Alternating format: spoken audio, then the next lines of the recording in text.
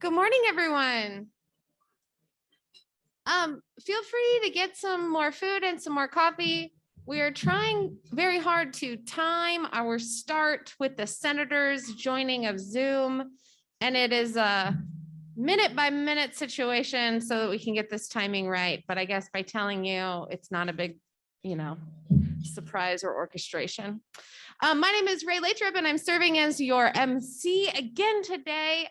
I have the honor of being part of the Nevada Housing Coalition's Board of Directors. We are very excited about having everyone here today for the second day of our conference. Just as a reminder, we have a bunch of people here in this room and then also people participating on Zoom. So we are always going to try to recognize and include those that are participating with us virtually.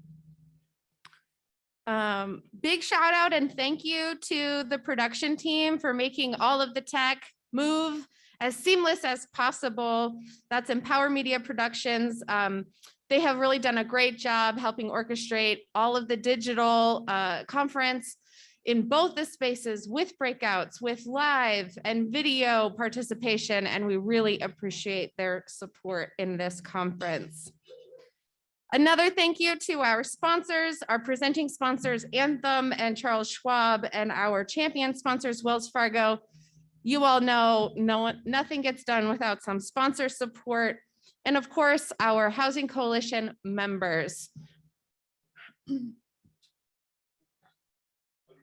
All right, we're gonna just roll this through some more thank yous as we kind of wait for the senator. And a special thank you to Nevada Partners and the Culinary Academy here. I don't know about you, but lunch yesterday was a really good conference lunch that, I don't remember conference food being that great, but maybe it always is. I don't know. It's been a long time. We appreciate everyone's adherence to our safety protocols, wearing masks as much as possible as we kind of move through this event and the realities of living with COVID. So now we are going to get started with the senator on the line. We want to welcome Senator Cortez Masto live from DC. Senator Cortez Masto, of course, has been working very hard for Nevadans, and we are very grateful that she can give us even just a few moments of her very busy day. Do we have her on? I am here, Ray. Good morning. Ray, good morning. You're doing a great job so far. This is wonderful. Listening to you this morning. Thank you, everyone. I am always glad to speak with all of you at the Nevada Housing Coalition because you all are doing critical work. And thank you, by the way, you're informing the legislation that I get to introduce in the Banking and Housing Committee and the good work that we need to be doing across the country around our housing needs. You all have come so far in the 3 years since your founding, and that's thanks to the leadership I know of Kristin Hess and Bill Brewer and the diligent board and staff, along with the work of so many active members. Listen, despite the challenges that we've dealt with, even before the pandemic, and then once the pandemic hit, I have to commend you. You've rolled up your sleeves. You've done great things to address our state's housing needs. And really your commitment and expertise helped me to work through the pandemic to make sure that as we were putting COVID relief funds out into our communities, that we were also focusing on affordable housing. And that's why we were able to secure critical housing resources in the COVID relief packages, including the American Rescue Plan. I will say my colleagues and I made sure that there were about $1 billion, approximately $1 billion has been available to Nevada to address housing since the start of the pandemic. And that was just by passing the American Rescue Plan, the CARES Act, and the 2021 appropriations bill. So far, Nevada has provided more than $90 million to more than 14,000 households through the Emergency Rental Assistance Program. And I especially want to acknowledge City of Las Vegas, Henderson, and other localities where local groups and officials are working long hours to help tenants catch up on their rent or utility payments. Clark County is doing the same thing. I really appreciate all of our local communities coming together. And just as a feedback, and I'm excited to know that she is talking with you as well, I've been working with the Federal Home Loan Bank of San Francisco. And thanks to so many incredible people there, and I'm grateful to the president, Teresa Bazemore.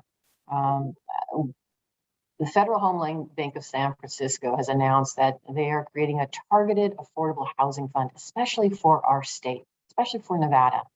The president, Teresa Bazemore, has made investing in Nevada a priority. And I know you're going to hear from there. It's my understanding at the conference. I just want to thank her again. She's been an incredible partner, and I'm so pleased that she is talking with all of you. Please know this, I'll continue to do everything I can to support Nevadans and make sure that they have stable, quality options for housing. We know that our state continues to face challenges, making sure we have adequate supply of affordable housing. And we know that too many people in our communities continue to face housing discrimination. So I'm going to continue to work in the Senate. This is one of my top priorities. Thanks to all of you, we've been able to really pass good legislation or focus on resources that are necessary to address our housing needs. And we're going to continue to do so. I look forward to further collaboration with all of you. And thank you again. And I hope you have a successful day today. Awesome. Thank you. Thank you so much, Senator. Okay, we're on. All right. So we are going to wait for another speaker on Zoom as well. And so what I want to do is kind of recap a little bit about what we talked about yesterday and what today will bring. So yesterday we heard from Governor Sisolak about how housing fits into the state's priorities. And we were particularly inspired to consider the complexities of housing's past, present, and future with our keynote address from Tyrone Poole. Then in our breakouts, we dug into the technicalities around how to make more housing, how to pay for it, and how to consider the programming that makes housing successful.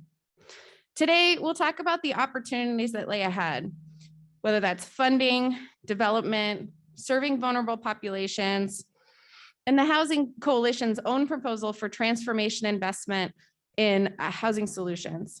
We hope that you enjoy this program. We hope that you become members and join us as we help everyone find a home in Nevada. We want to remind you too about the program today. There will be headshots still available across in the other building today at lunch. And then also when our program is over at 2:30, if you haven't been able to do that. Lunch today is a little bit shorter. Just make sure you look at the program. Inside the program is a QR code that takes you to another document with all of our speakers' bios, if you ever want to follow up or get in touch with any of them. We are so happy to have everybody here, and we welcome everyone online. Why don't we go ahead and turn around and wave to them on Zoom again. There's a camera in the back. We're so excited for everyone to join us across the state and at any point in their ability to participate in this conference.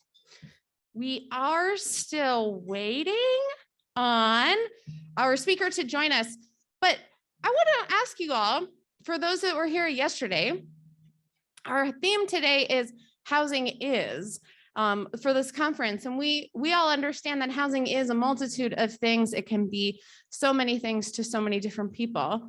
I'd like to ask anyone here who was here yesterday, how you might say what housing is. Anyone got a shout out of what housing is for you? Maybe something that you learned from yesterday or were inspired by yesterday? I will tell you in my opening remarks yesterday, I said housing is community, and I did not realize everyone else was going to say that either, but that worked out. A nice reminder. Well, I think housing is everyone in this room. Housing is the leadership that will take us forward and the collaboration that will allow for opportunities for all of our Nevadans to thrive. So now I'm happy to introduce Adrianne Todman, who's joining us live from DC. She is the Deputy Secretary of the U.S. Department of Housing and Urban Development. And she spent her career in and around the HUD agency, promoting public solutions to communities' housing challenges. So would like to welcome Adrianne Todman. Thank you so much. It's a great pleasure to be here with you virtually. And I hope that everybody can hear me just fine. Thumbs up. All right, excellent. Just love when technology comes together. And let me just first, again, thank you all for this great invitation. It's wonderful to have HUD address. Sounds like this young emerging family of industry groups that are out there and in Nevada. And it's great for HUD to be a part of. I want to just say that it was great to listen to Senator Cortez Masto. I mean, she has been such a strong leader on our issues, and HUD has a warm working relationship with her and her staff, and she continues to be a great leader on many of the issues that matter to American families today. And I also see on here one of our industry partners with NCSHA, my good friend Stockton Williams. I believe that he's going to maybe addressing you later. So Stockton, it's great to see that you'll be addressing this wonderful crowd as well. So, you know, I'm talking to you all today on what is perhaps one of the most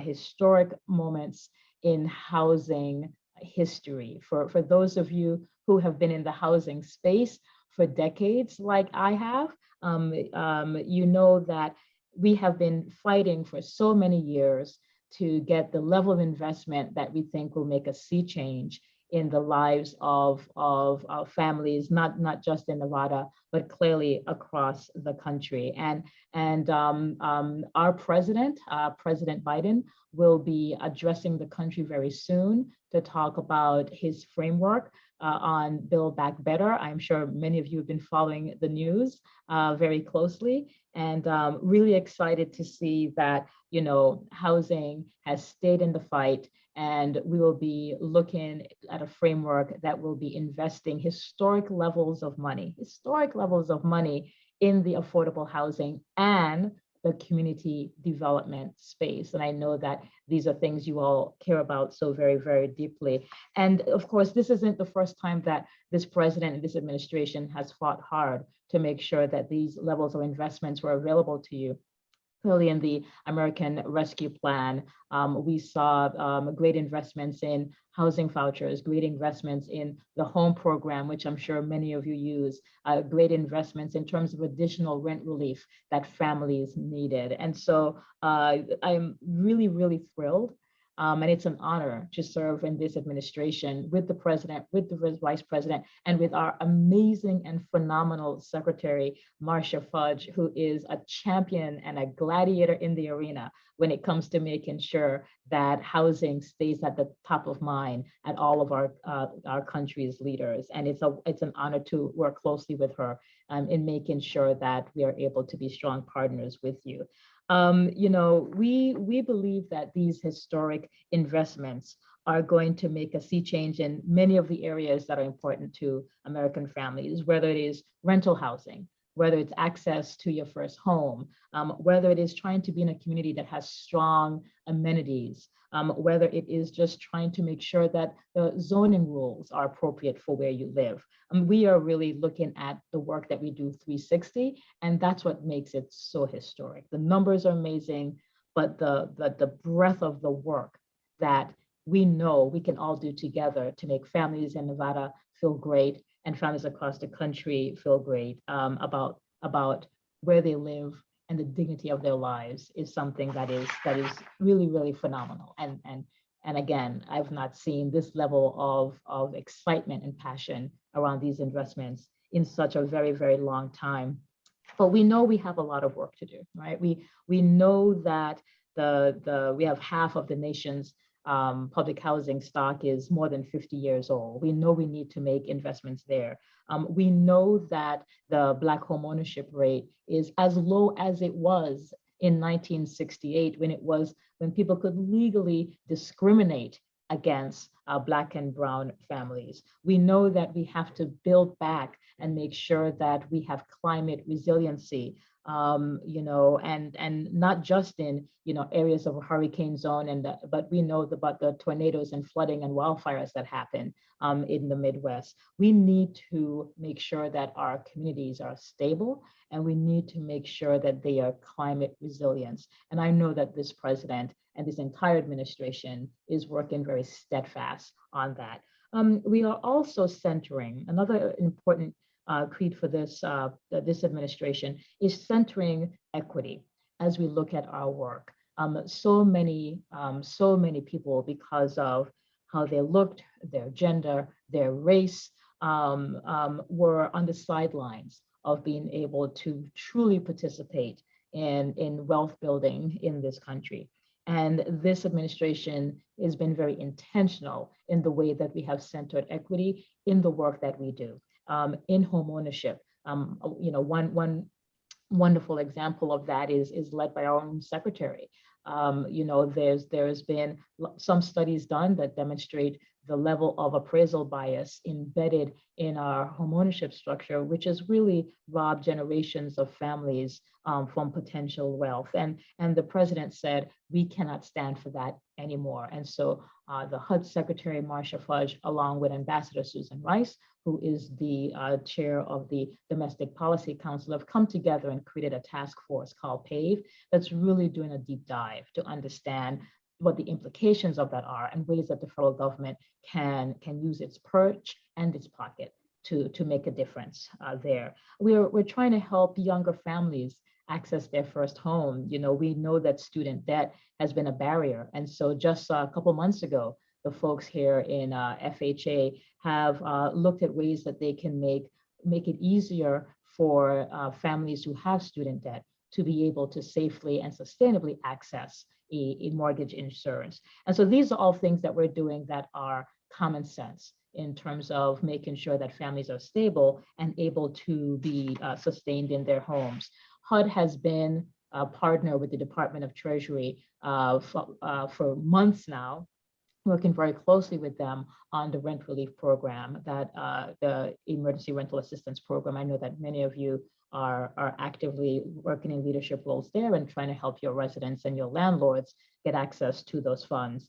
And we are also now working with Treasury as a technical assistance provider for some of those cities and states that really need some help in guidance and some of the best practices out there. So the Deputy Secretary and I over there are fast friends, and not only in the rent relief space, but also our common interest in making sure that our departments are working more seamlessly in order to advance the production and preservation of affordable housing across the country, and of course, in the great state of Nevada.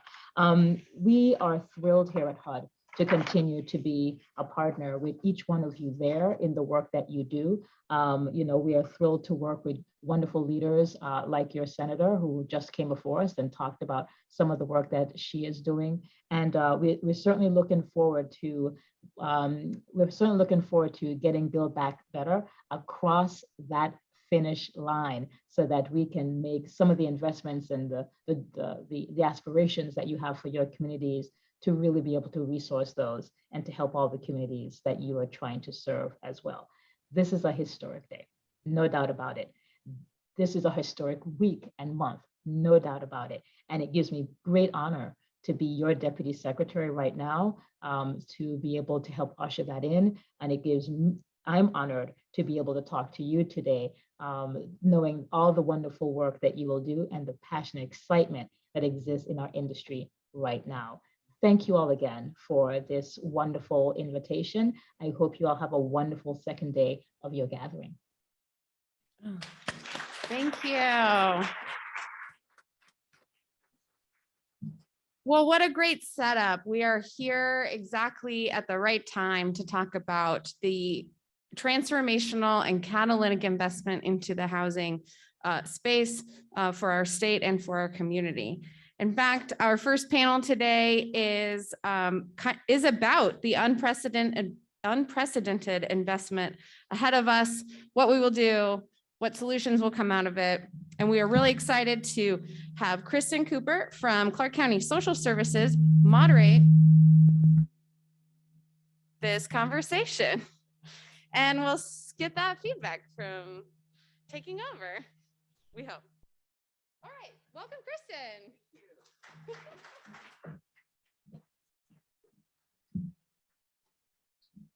Morning, everybody. Is everybody wide awake? Yeah, okay, stand up, everybody. Come on, I know it's early. That's like, okay, morning stretch. All right, yeah, you know the morning stretch, you reach for the sky, reach for the sky. Remember that sleepy time and it was so nice and you were nice and cozy, and then these people said you had to come for breakfast, and then, God, I need more coffee. All right, sit back down. Welcome, everybody. All right, good. You feel a little bit more awake. Roll the shoulders, kick the neck.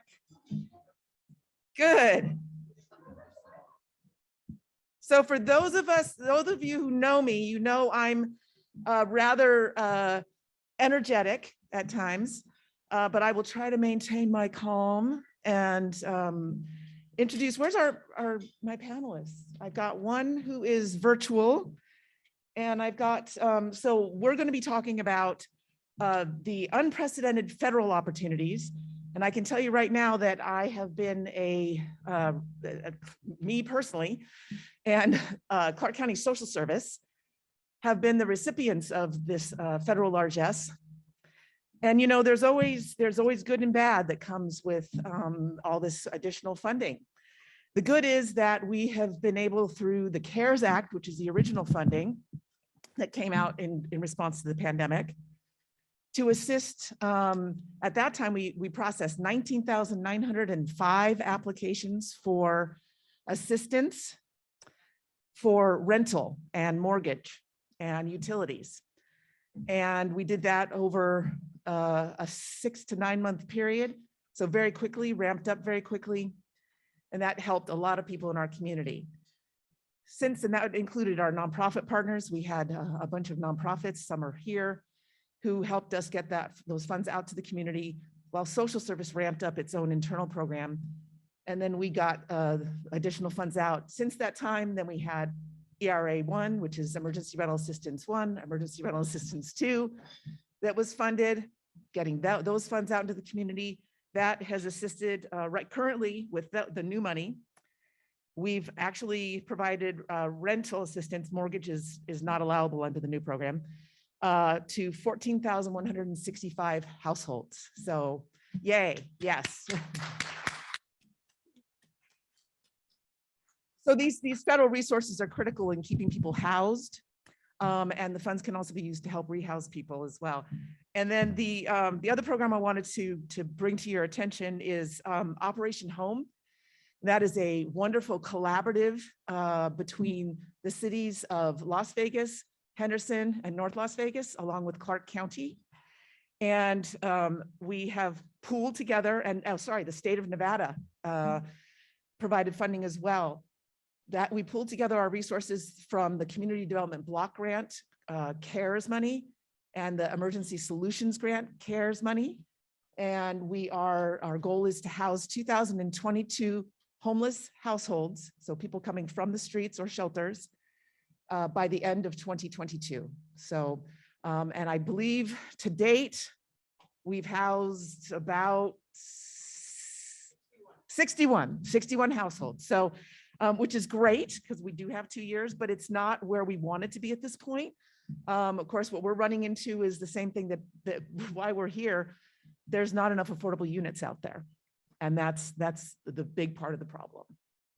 So, so these federal resources are extremely important.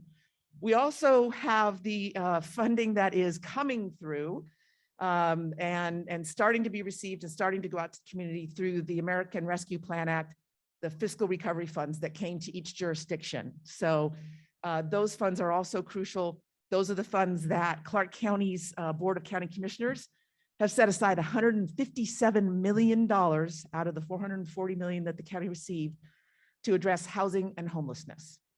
So we're really excited to do this. We are just waiting on Treasury to give us some guidance on how we get that money out into our affordable housing deals, because we think there's a great and unprecedented opportunity to make a real difference on the affordable housing front, particularly in regards to permanent supportive housing, which there's a desperate need in the community for. So that sets the stage for how important our federal funding is. And we are very, very fortunate today to have two people. Joey Lindstrom is the Director of Field Organizing from the National Low-Income Housing Coalition. Joey is coming on up. Hey, Joey, welcome. And then online, virtually, as you can see, we have Stockton Williams. He's the Executive Director of the National Council of State Housing Agencies. And I believe I'll let you go ahead and introduce yourself. Sure. and talk about what's happening at what NLIHC does, some of the great statistics that you provided us. Yes. Thank you. Yeah, no, thank you so much, Kristin. And thanks everybody for being here today. I'm from the National Low-Income Housing Coalition, where I'm the field director. The National Low-Income Housing Coalition, for those of you who don't know, is an organization dedicated to advocacy and research and policy solutions that specifically benefit the lowest income renters throughout America. You've seen on your tables the data sheets that were provided for you today. And the data sheets are really central to what we do at NLIHC. Many people don't know this, but we started out as the National Low-Income Housing Information Service. And in 1974, when our organization was founded, it was largely a response to President Richard Nixon's moratorium on federal housing spending. And our founder, Cushing Dolbear, in the 70s realized that one of the biggest barriers, one of the biggest obstacles indeed to effective advocacy was that so many people didn't have good information about the housing shortages and about the housing needs in their communities, right? So at the core, at the crux of everything that we do related to advocacy is making sure that all of you have good data and good information to make your arguments toward policymakers, right? And so what you've probably had a chance to take a look at already is the data shows that when we take a look at where the needs are for housing affordability in communities throughout the country, what we realize is that the greatest needs by far are for extremely low income people, right? These are people living at 30% of area median income and below. These are the people who are living on minimum wage and not getting enough hours. These are the people who are living on a disability or retirement income. And in most communities, very prominently in the community where we currently are, Las Vegas, there's an extreme shortage of affordable and available homes for people at these income levels, right? And I really want to point out that this hasn't always been true. As recently as 1974, when Richard Nixon imposed his housing moratorium, there was a surplus of affordable and available homes for extremely low income people. And now we have a shortage nationally of around 7 million affordable and available homes. In no community is that shortage more severe than it is in Las Vegas, right? Now, when we compare housing that is available for extremely low income people, we're never comparing communities that are getting it right and communities that are doing badly, right? We're comparing less awful to more awful, right? And the reason that some communities kind of stand out as doing a little bit better isn't that their states are committing more resources or that their cities have stepped up and so forth, but it's really that the communities that are doing the worst, right, are the communities that have had extraordinary population growth since 1974. You know, in 1974, Las Vegas was not nearly what it is today. Orlando, Los Angeles, cities that have seen extraordinary growth over the last 40 years, those are the cities that struggle the most to provide affordable and available housing for extremely low income people. Now, why is that? Remember that I was referencing a moment ago that in 1974, President Nixon put in a moratorium on federal housing spending, which means that's when we stopped expanding public housing in the United States, right? And so the communities that were very large proportionately during the period when we were building public housing are the communities that have the largest proportions of affordable and available homes for extremely low income people. It's that time, since the 70s, our housing solutions that we have enacted, our housing solutions that have been new, things like the low-income housing tax credit program and the home program, programs that you all know and love and use very creatively and very effectively, have had income targeting at higher levels. And this has led to a burgeoning of shortage for extremely low-income people, the people who are at risk of homelessness and the people who are currently homeless. But I come to you today on a good news, those are rare. I think you have heard through other speakers and through the news and so forth that there's a framework finally at long last that has been announced by the White House on the Build Back Better Act, which is President Biden's economic stimulus plan and his big push through budget reconciliation to invest in a lot of things that haven't been invested in previously. And I am delighted to say there will be 150 billion new resources in affordable housing programs in this bill. Wow. And I'm delighted to say that. And those of you who've been tracking this legislation will know that various housing organizations didn't get everything they want. Like, we didn't get everything we wanted. But I'll say this conversation started from a place where members of Congress weren't even thinking about housing as part of this bill. It was being imagined as an infrastructure investment, and is housing really infrastructure? And we had to kind of start from a place of building that argument that housing is infrastructure. And we were so effective in our arguments that we got to a place where the House bill originally included $327 billion in affordable housing investments. And so you might be sitting there thinking, well, oh, it got reduced from 327 billion to 150.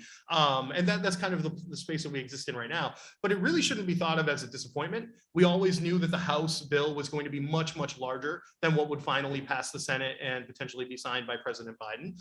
We always knew that we were going to end up losing some of the progress that we made. Our starting point in the House was considerably beyond anything that we expected, right? And getting to a place where $150 billion for affordable housing programs is a truly historic investment that really hasn't happened ever at this amount. It truly hasn't happened. Now, we're not to the finish line yet. This is going to continue to be an evolving discussion, right? There's going to be a continued need for advocacy, right? And so I have already in my remarks in talking about the Build Back Better Act at several points used the term we, or used the term like our efforts and so forth. And you might be sitting there thinking that I'm referring to me and my 30 colleagues at the National Low Income Housing Coalition, but that's not at all true. In fact, when I'm using the term we, I'm including all of you. In fact, maybe I should be using the word you, because the one thing that I've learned in my 8 years in Washington, D.C. that is a truly wonderful and unexpected reality is that members of Congress care way more about what you think than what I think, or now what my coworkers think, right? We can have the best, most brilliant researchers calculating the most detailed and most precise data points that's very effective when you present it to members of Congress. And we do have that. We could have the best, most persuasive, brilliant policy advocates lobbying on Capitol Hill every day, and we have that too. But those things are way less important to members of Congress and their staff than when you send an email, or when you make a phone call, or when you set up a meeting. And to the extent that we have put ourselves in this position where we are now getting $150 billion new dollars for affordable housing programs is built on the fact that there are organizations throughout the country and within this room who have dedicated some of their time to using their voice in advocacy, right? And for us in the housing field, this is in some cases a little bit of a new imagining of our role, right? My background is, I started in Madison, Wisconsin, doing homeless outreach work. I started working in an emergency overflow shelter. Then I started doing work on some job training issues and so forth. And for me, advocacy was always something that I knew would provide the long-lasting solutions, but something I just didn't have time for, right? And so my job on the field team at the National Low Income Housing Coalition is to make it easy and simple for each of you to weigh in with your members of Congress, to provide the talking points, to provide the template email, to make sure that you don't have to find a way in your day to read the federal budget. My job is to make it easy for you to use your voice. And boy, have you done so, right? We have, over the last few weeks, really had a roller coaster ride of, there's tons of money in this bill for housing, and now we're hearing it's going to get cut out of the bill entirely. Now we're up to 100 billion. Now we can get to 150 billion. And every time we've pushed further, it has been because of people reaching out to their members of Congress. So for those of you who think of yourselves as simply a housing professional working at the Housing Authority, or working to syndicate some tax credits, or you're just working at a homeless service agency, please know that the expertise that you have seeing those problems every day and realizing the solutions and how they impact people's lives is an expertise that members of Congress rely on, right? And you don't need to be a policy expert. You don't need to be a lobbying guru to pick up that phone and make a call, right? This is an essential role. And I got to tell you, here in Nevada, I find myself feeling even more gratitude and more appreciation for the advocacy role, because it's hard to believe sitting in this room and watching this very well put together conference that the Nevada Housing Coalition has only existed for a little over 3 years, right? Yesterday at the happy hour, I was sharing with some folks that I'm aware of some other statewide coalitions that came together around the same time, and they're not nearly as far in this work and in coordinating a coalition and in advocating and mobilizing people, right? And making sure that everyone has the right information. So what you all are doing here is really remarkable that it's come together so fast. And I should actually take a pause off of that just for a moment and say that yesterday I introduced myself to Kristin Hess for the first time in person. And it seemed crazy that we were meeting for the first time in person because we've done so much work together over the last year and a half on these issues and on the Housed campaign that NLIHC is working on so intently. But it's really impressive, I got to say, that Kristin has pulled all of this together in just 18 months on the job. I mean, that's really incredible. And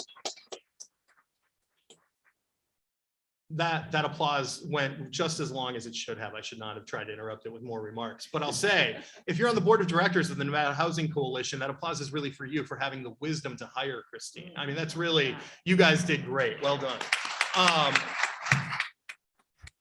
So where we sit right now is there's going to be a lot of continued advocacy around this specific bill.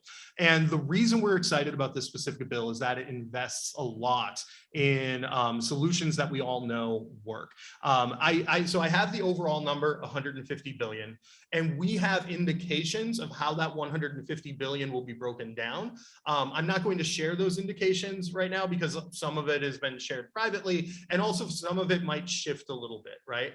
But we know that the 3 priorities that the Housed campaign has been pushing for so intently will be prominently included. And those are a significant investment in rental assistance, both vouchers and project-based rental assistance, a significant investment in public housing capital and public housing repairs.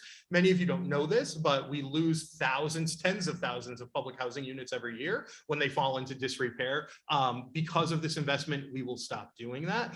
Also, good news, because of the investment in public housing repairs, we will no longer have to use upwards of potentially 60% of all low-income housing tax credits on public housing repairs through RAD. Those credits, that money will now become available for other projects that you're imagining that you have in the pipeline and so forth. And we know that there will be a significant investment in the National Housing Trust Fund. And the National Housing Trust Fund, for those of you who aren't aware of what it is, doesn't extremely surprise me because so far it's been funded with a pretty meager appropriation through Fannie Mae and Freddie Mac, Book of New Business. They provide a small amount of money to the National Housing Trust Fund. It's gotten bigger every year. But this is the first time we've gotten a significant appropriation for the National Housing Trust Fund. And the reason we're so excited about that money in particular, the National Housing Trust Fund is done, as many of you know, through direct grants or loans to nonprofit or for-profit developers to build housing, and it is specifically targeted to people with the greatest needs. So under the National Housing Trust Fund statute, 90% of all resources must go to rental housing. 75% of resources must be extremely low-income people, those people living at 38% of area median income and below. And the remaining amount can go up to very low income, but 75% must go to extremely low-income people. We've been really excited to see the National Housing Trust Fund take off, and we're really excited, by the way, it's been used to develop more and more permanent supportive housing throughout the country, and it's being used creatively in many states to provide, in some cases, housing options for people returning from incarceration, housing options for violence, and there are a lot of excellent organizations who are using this money exactly as it has been intended. And so we're really excited for this massive investment in the National Housing Trust Fund. It's something that our organization has been working on for decades. A moment ago, you heard me mention something called the Housed Campaign. For those of you who aren't familiar with what the Housed Campaign is, it is our big swing effort to provide long-lasting solutions, right? We call it Housed USA, universal, stable, affordable.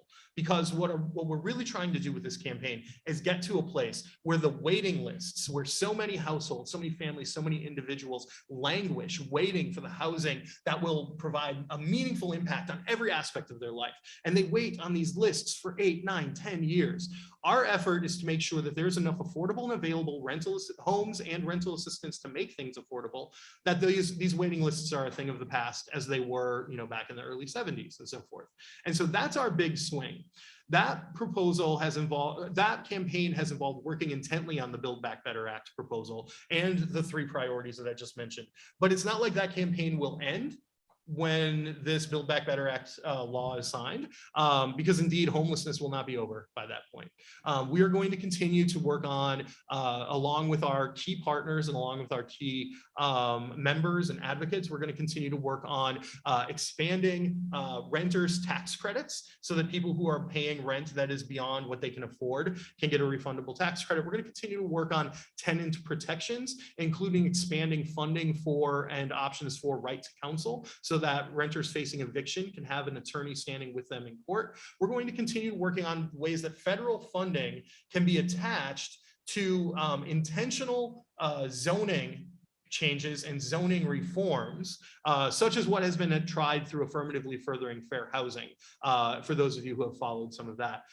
Because indeed, in many communities, the issue isn't just we need money to build. The issue is, as you learned yesterday from our friends in California, YIMBY, that the issue can be we need to build and have permission to do that. You can put as much money into the hands of developers as you want. If there's no parcels of land that are developable, you're not going to get very far. So we continue to push hard on the Housed Campaign, and I'm really proud to say that we have Nevada Housing Coalition as a strategic partner in that work, and that we've been able to provide a grant to Nevada Housing Coalition to support those efforts, and really, really have appreciated having them in our cohort of people working on this very intently. So I want to close, and we're going to have plenty of time for questions, but I want to close and turn it over to Stockton Williams from NCSHA. But first, I just want to remind everyone that this moment is built on the clout that is developed through your advocacy and your outreach to members of Congress.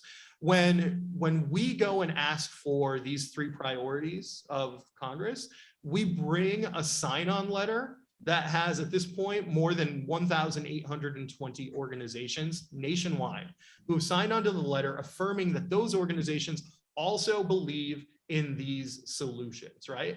And that gives power to what we're trying to say. And that power is offered by the groups that lend their name. And that is an important thing for me to emphasize here in closing, which is just, I know I'm sitting here and I'm talking about the importance of your role, and not just your role, really like your duty to reach out to members of Congress, make sure that they know that housing solutions are desperately needed in Nevada.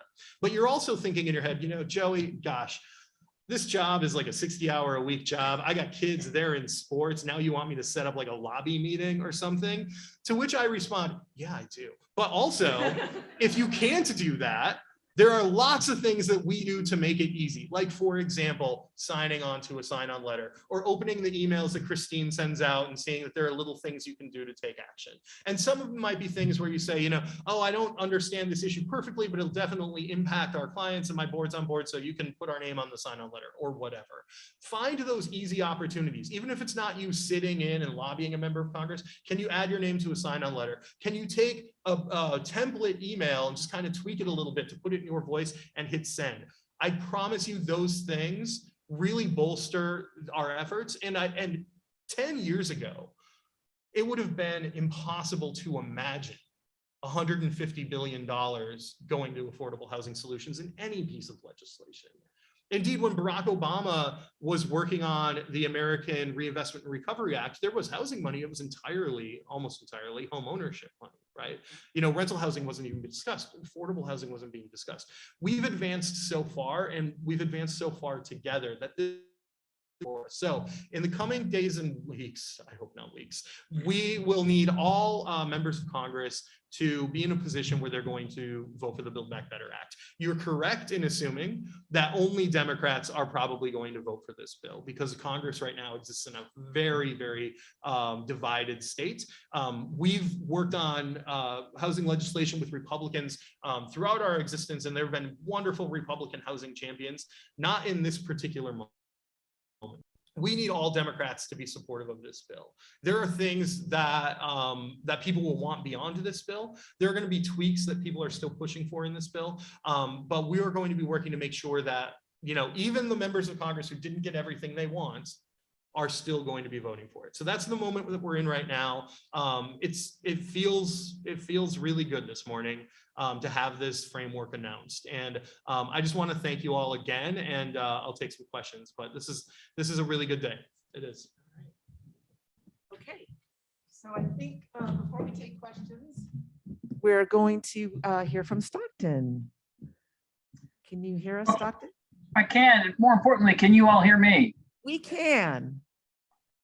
Well, it is great to be there, if only virtually. I'm so sorry I couldn't be with you all in person for this meeting. It is obviously an incredibly busy day and busy time in Washington, D.C., but I hope you'll invite me back another time when I can actually be there with you in the room. But in any event, it is my pleasure to be with the coalition.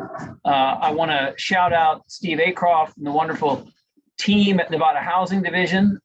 Steve is one of my bosses. I work for the housing finance agencies of the states. And as you've already heard a lot about, this is an incredibly important time in Washington. I'm going to be pretty brief in my remarks because I'm sure there's a lot of questions and conversation that you all want to have. And I just wanted to hit on three themes that each of the prior speakers have touched on because they happen to reflect some of the things I was going to say anyway, and some of the priorities that NCSHA has and certainly shares with the National Low Income Housing Coalition.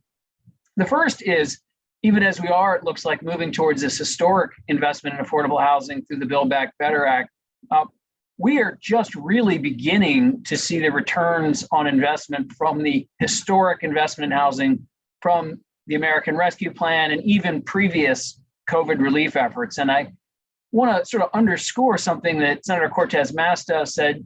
She's been a leader on housing across the board, but particularly in the context of the COVID pandemic, which you all know hit people in communities of color, low-income people particularly hard.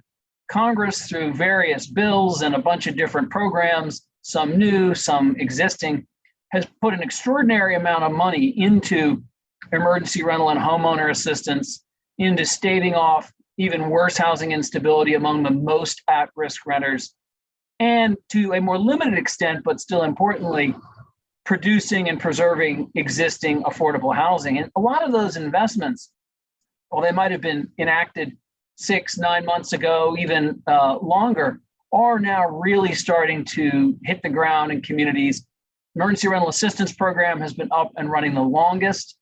But in many respects, the supplemental home dollars from the American Rescue Plan, for example, the Homeowner Assistance Fund, which will be a critical resource to vulnerable homeowners in Nevada, and this large pot of money called the State and Local Fiscal Recovery Fund, $350 billion in very flexible state and local aid that was apportioned across the country, is really just now starting to be put into plans and programs and identified for specific affordable housing projects. So I read the comments, the transcript of the comments from the governor yesterday. And it sounds like he has been making a listening tour around the state, looking for ideas on what Nevada's share of that fiscal recovery money can do. It sounds like housing, not surprisingly, was identified as a top priority. So far, there are almost 20 states that have already identified significant uses of those funds for housing. And we definitely want to work, as I'm sure the National Income Housing Coalition does, with you all to make sure that this becomes a priority investment of Nevada. This is money that's already been appropriated and can do a lot of good. So lots more ahead on pandemic relief and recovery. And there's a real opportunity, not just to help people who are facing the most dire needs, but also to really start to reimagine a more enduring and effective safety net for the most vulnerable homeowners and renters. So that's the first point. Second, I really do want to recognize the remarks that my friend and the Deputy Secretary, Adrianne Todman, mentioned about racial equity. Every organization in the country, large or small, certainly every housing finance agency, has been looking over the last couple of years at what more needs to be done, what more each agency and each individual needs to do to address the longstanding racial inequities in the housing system. And as much as there still remains a big job in pandemic response, and as much as we're going to have yet more new resources to work with through the Build Back Better Act, 2022, I believe, from the federal housing perspective, is going to be the year of racial equity. It's when you are going to see across a number of federal agencies a commitment to alleviating racial disparities and redressing racial injustice in the housing market, the likes of which we've never seen. So obviously a lot of that work will be led by HUD through the Affirmatively Furthering Fair Housing Rule. But frankly, that is only going to be one area of activity. We will see this at US Department of Agriculture, at Treasury, at the bank regulators that are going to take a look at the Community Reinvestment Act rules, and I believe strongly consider race in an entirely new way under that critical banking policy. And for all of us housers, whether you're in rental or homeownership or both, Fannie Mae and Freddie Mac, whose regulator has required them as of this past Monday to submit racial equity plans that will identify specific actions they will take starting next year to put capital and other resources into specific programs and products that make the affordable housing system, the housing system in general, more equitable. So the theme of racial equity is already very strong. The administration has identified it as a commitment from day one. What's going to happen starting in 2022 is the rubber is going to meet the road, and all of us in housing are going to start to see it, from home appraisals and credit underwriting, direct subsidy and assistance program, banking regulations, requirements for Fannie and Freddie, and on and on. So it's certainly a commitment that NCSHA applauds. It's one that I think we've never seen the likes of before and will have big implications for our industry. So that's the second point. And then the third, what more can be said about Build Back Better? Joey did a great job overviewing.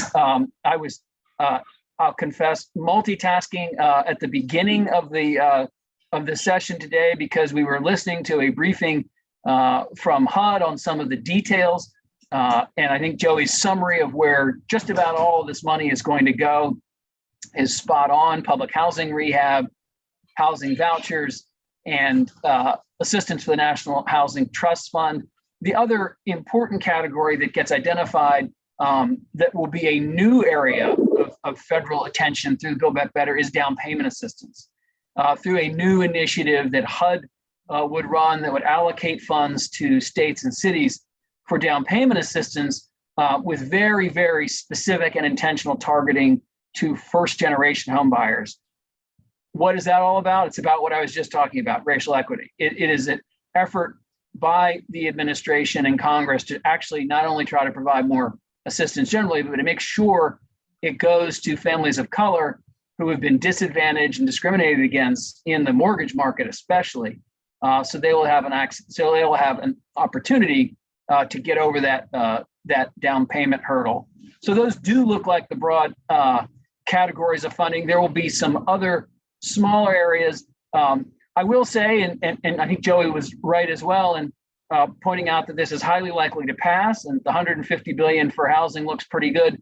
There are going to be some important discussions around the margins of this historic bill. One area that we are extremely concerned about, and I think everyone in the room ought to be, is it does not look like at the moment that either the low-income housing tax credit or the president's campaign pledge of a for sale affordable home construction rehab tax credit are included in this Build Back Better Act.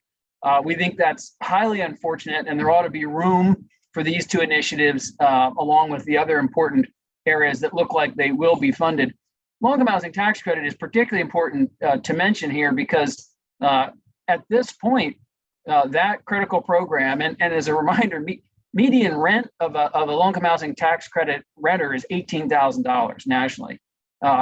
This program is scheduled to get a 12.5% cut on January 1 of next year because a 4-year temporary phase-in that we won in 2018 expires. So it would be a real problem if the biggest affordable housing bill in history didn't prevent a cut to one of the most important affordable housing production programs I've ever had. So that's sort of a bare minimum we hope will get addressed, but let's not miss the headline. This $150 billion that looks very solid for affordable housing is historic, it's transformative, and we certainly think it's going to do a lot of good running through state and local organizations, nonprofits, and of course, for-profit and community-based developers.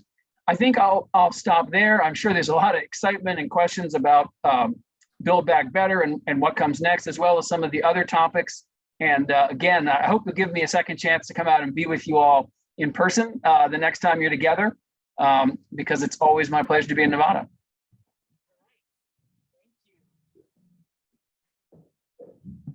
All right, thank you, Stockton.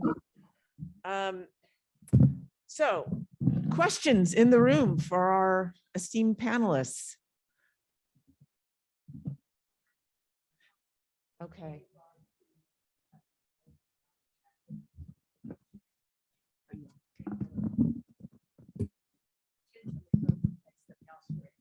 What can we collectively do to help in regards to this 12.5% reduction to ensure that it doesn't happen? Look, I mean, I appreciate the question. So I couldn't see who asked, but you know, it's a very small group of people who are making all the decisions from this point on. I would say certainly through your governor and your wonderful Senator Cortez Masto, and really all of your congressional delegation, getting the message that it is important to make sure that this cut doesn't happen. And frankly, the credit ought to be expanded to the extent the package can allow. Getting that message to Senator Schumer and Speaker Pelosi, and directly to the White House, if anyone has direct access there, would be the best way to do it. And we'll certainly share some information on what could happen if that easy to avoid problem isn't fixed to anyone who is interested. Okay. Next question.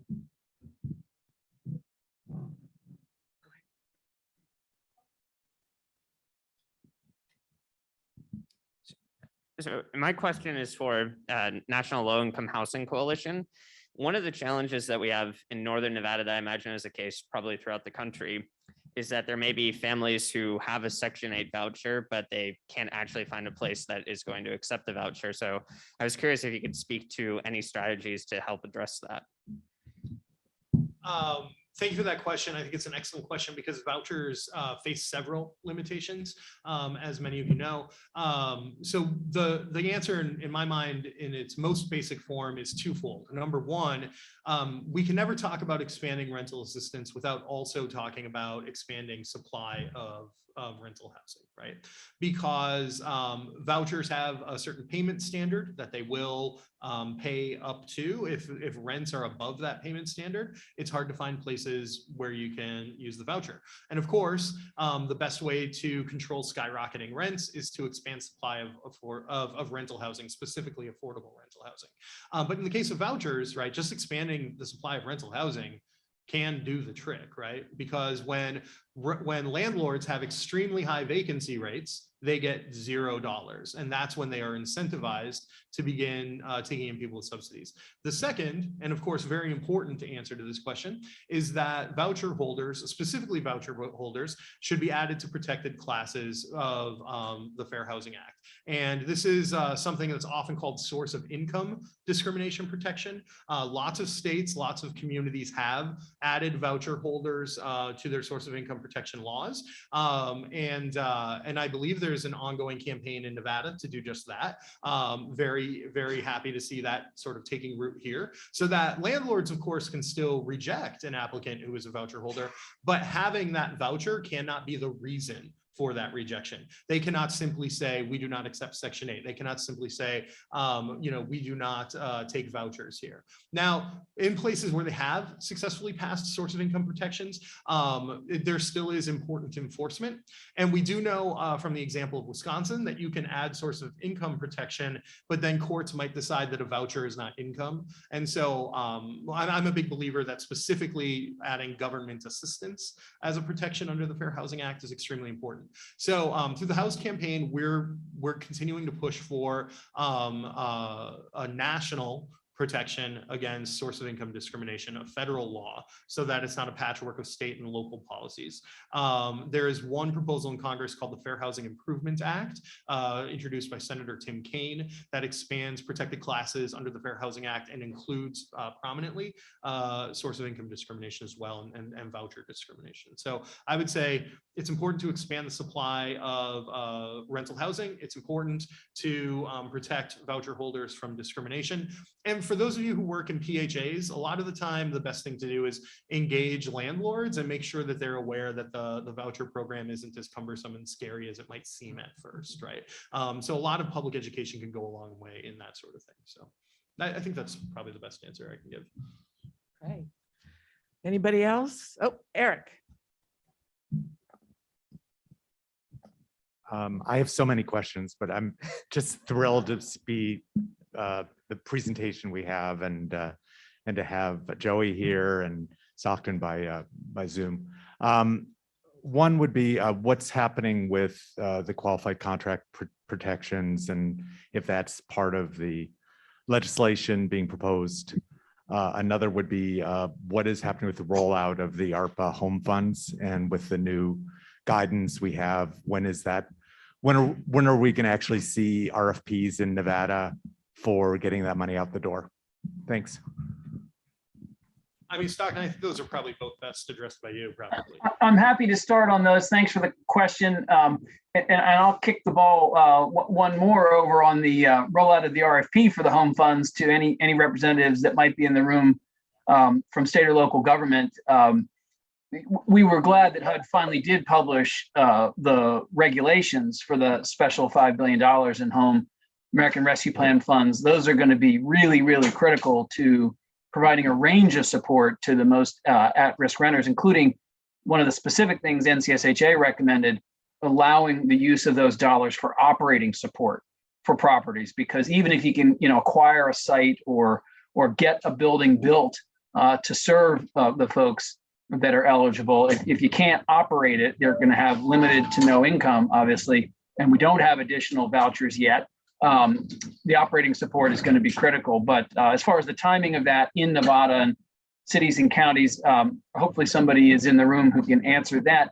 In terms of the qualified contract, just in a couple of sentences, there are two technical provisions in the statute of the low-income housing tax credit, which was written in 1986, that have turned out to be unworkable for a variety of reasons, mainly had to do with the fact that low-income housing tax credit properties in many markets are now much more desirable as real estate assets than anyone envisioned at the time when they were financed. And I think it's great if they're real estate assets. First and foremost, they're affordable housing, and they're affordable housing that Congress expects to remain rent restricted for a multi-decade period of time through interpretations, I'll call them, of two technical provisions, one related to the qualified contract that the questioner mentioned, another related to an area of the statute that refers to rights of first refusal for nonprofit purchasers. We've started to see some losses of low-income housing tax credit properties from the rent-regulated affordable stock before their statutory and regulatory affordability period contemplated that happening, which is a problem. And so there is legislative language that has the backing of the key tax writers in the House and Senate that would correct and clean up these technical provisions and really curtail, if not totally eliminate, the losses of affordability that we're seeing. Those are good examples of the kind of fine-grained detail that still needs to be done, as soon as we drafted, before the Build Back Better Act is actually going to come to the House and Senate floors for a vote. What was put out today, and many of you probably have it on your phones as we're speaking, was a 9-page framework, pretty detailed for a framework or an outline.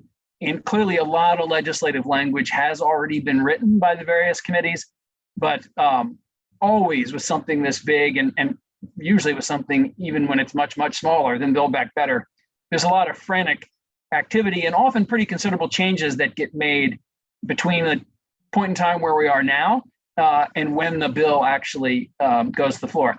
I'm not talking about changes that would, alter huge funding amounts in big line items like the one for affordable housing necessarily, but sort of within buckets of funding and categories.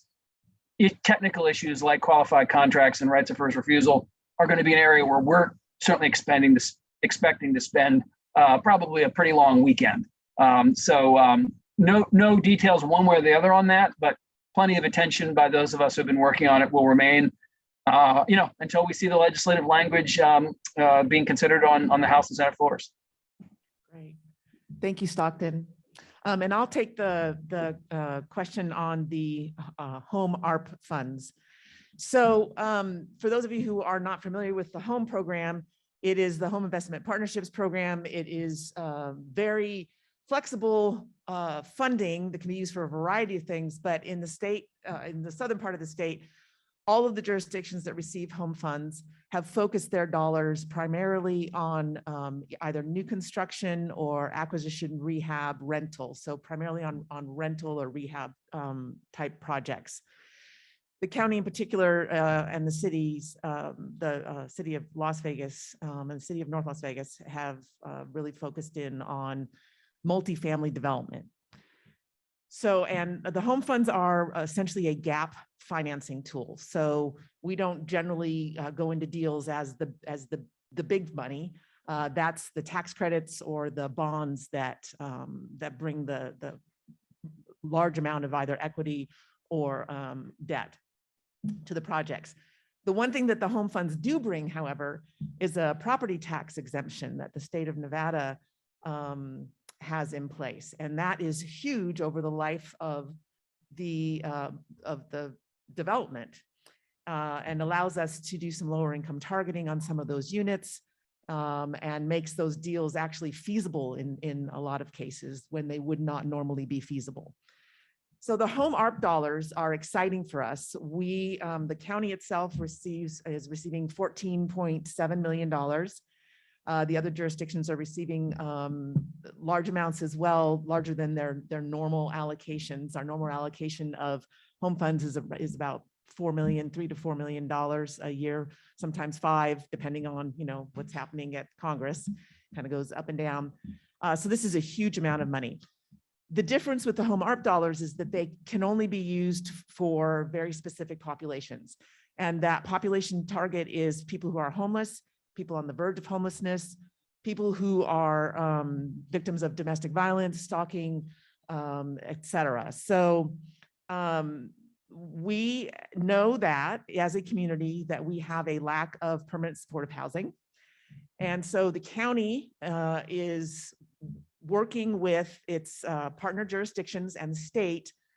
And we're actually going to be meeting and talking about, okay, how do we braid this funding with the ARPA fiscal recovery funds, which is our other money that is available, and to get the biggest bang for our buck and do the most good that we can and get the most number of units at the lower income targeting as we can get. So that has to happen, and that it will be happening soon. But it's going to take us a little time. There are, because it's HUD, and we love HUD, thank you for all the funding you give us. But there are also things that have to happen. One is we have to do an allocation plan, and that has to, of course, go before our city councils and our county commission. And so then that allocation plan for the home ARP gets submitted to HUD. HUD has to approve it, and then we move forward from there. So in terms of a home RFP coming out, I would say that we're looking at the new year, hopefully early in the new year. So, and then it looks like we have a question on the internet. From our virtual audience, yes. From Andrea, I have been told from local government that they can't tell builders what to build, and builders are only looking to make the most money they can. Will this infusion of money convince builders to build more affordable housing? I would say a couple of things to that. It's definitely true that housing developers, particularly private housing developers, are in it for the money. Like that's no joke, right? And so they are often building luxury rental housing. They are often building rental housing that is far above what is needed for the incomes of the people who many of us serve, right? And that's true. But this is actually related to affordable housing crisis as well in a couple of very important ways. When in most parts of the country, in very few places in the country, do middle income renters have any housing shortage at all, right? That's a very rare condition. Pretty much everywhere, middle income renters are fine when served by the housing market, right? But in some of the places where there are legitimate problems for middle income people, like in Portland or Los Angeles, then what happens is middle income people start looking to the state or the city for solutions, right? We exist in a situation where resources to solve homelessness and affordable housing are finite, right? And when we have people with higher income levels and greater political capital reaching for those finite resources, there is less that is available for people who are extremely low income and low income and so forth. And the best expression of this in my mind is we've pushed really hard against Senator Wyden's proposed middle income housing tax credit. If you're Senator Wyden from Oregon, that might seem like a good idea because in Portland, there's a legitimate middle income housing problem, right? But Portland and every city can solve their middle income housing problems without spending even a single dime. Just allow housing development. If there's enough housing development, the market will sort itself out such that the lesser apartments will go to people with lesser incomes, the greater apartments will go to people with higher incomes. This is generally true. It is not true for low income people. Because if you think about it from the perspective of a property owner, at a certain point, you're better off just knocking your building over and building something new than allowing it to be comparatively the most affordable building in town because it's the oldest or the most dilapidated or whatever the case might be. There is no situation where there's a private market solution for affordability. So you might hear me say, you might hear other housing advocates say that it is extremely important for cities to allow the development of rental housing, right? And that is not a solution for low-income people, but it alleviates the pressure on the resources that we need to devote to low-income people. And for that reason, these two issues are related, right? I hope that makes sense to. Yeah. And I think I would also add that in the legislation for all of these funds, other than the CARES Act funds, they are all targeted to at least 80% and below, and in some cases to 60% and below. So yeah. there are limitations on those funds and where and how they can be used. So any other questions from our virtual audience? No? Any questions from our live audience? You are alive. Oh, yes, Mr. Aycroft.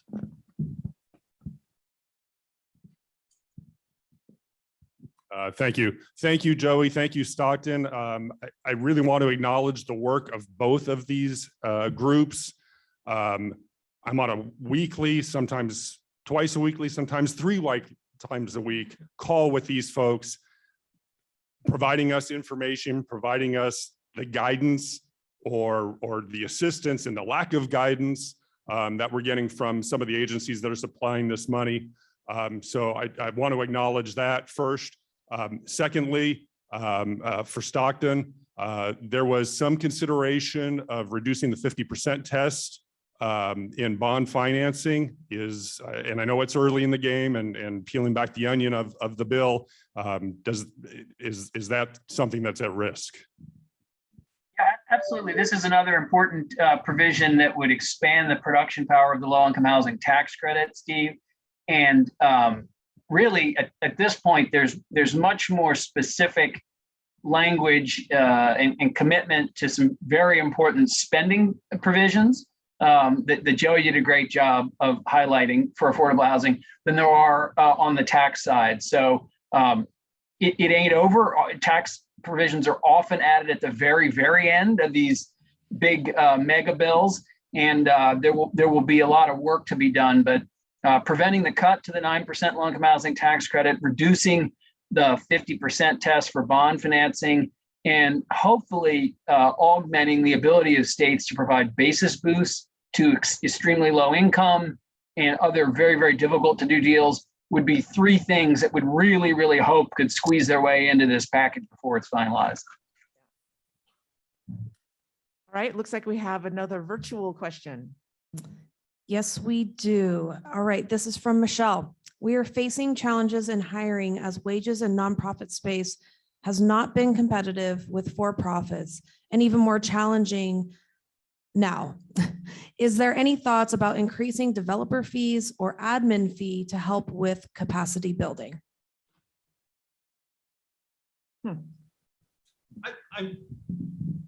I will say that's not something that we've worked on intently, but that we're always supportive of efforts to increase admin fees and never object to developers fees as well. I will say many of you know that we calculate the housing wage for every county and in large areas like zip code in America. That's the wage you need to earn in order to afford a 2-bedroom apartment for fair market rent. And having worked in the housing movement for 20 years, I can tell you quite often I have not earned the housing wage, right?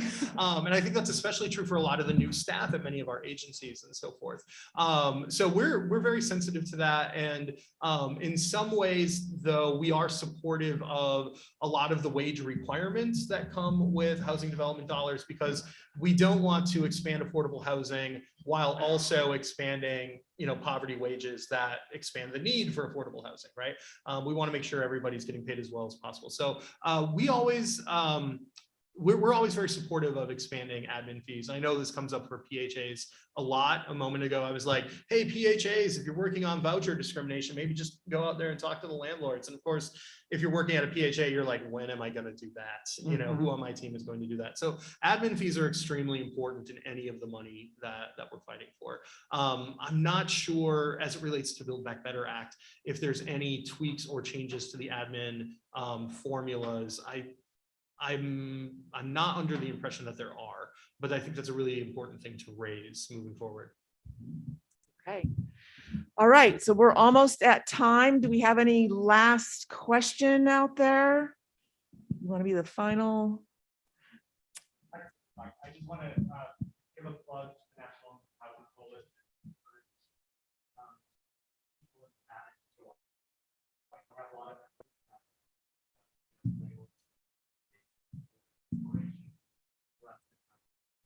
I remember a time not long ago when Eric Novak was the only member of NLIHC from Nevada. That's not a joke. That's a real thing.